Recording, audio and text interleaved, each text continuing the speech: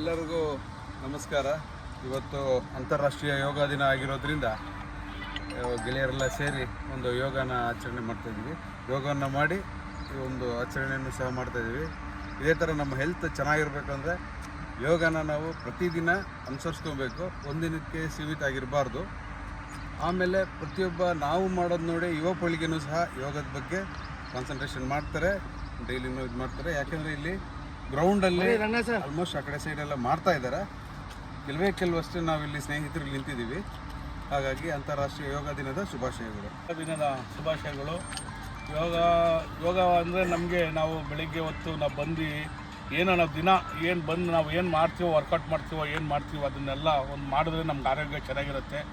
ಇವತ್ತು ಯೋಗ ಡೇ, ಎಲ್ಲರೂ ಯೋಗ ಮಾಡಿ ಯೋಗ ಡೇ ದಿನ ಅಂತಲೇ ಅಲ್ಲ, ಡೈಲಿ ಬಂದು ಯೋಗ ಮಾಡ್ಕೊಂಡು ನಮ್ಮ ಏನಿದೆಯೋ ನಮ್ಮ ಆರೋಗ್ಯನ ಕಾಪಾಡ್ಕೊಳ್ಳಿ ಅಂತೇಳಿ ಈ ಸಂದರ್ಭದಲ್ಲಿ ಹೇಳ್ತಾ ಯೋಗ ದಿನದ ಶುಭಾಶಯಗಳು.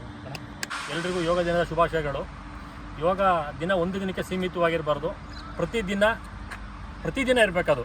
ನಮ್ಮ ಆರೋಗ್ಯ ಚೆನ್ನಾಗಿರ್ಬೇಕು ಅಂತಂದರೆ ಪ್ರತಿದಿನ ಯೋಗ ವಾಕು ಮಾಡ್ತಾ ಇರಬೇಕು, ದೇಹನ ಆಕ್ಟಿವಾಗಿ ಇಟ್ಕೋಬೇಕು. ಯೋಗ ದಿನದ ಶುಭಾಶಯಗಳು. ಓಂ ಸೂರ್ಯಾಯ ನಮಃ. 1 2 3 4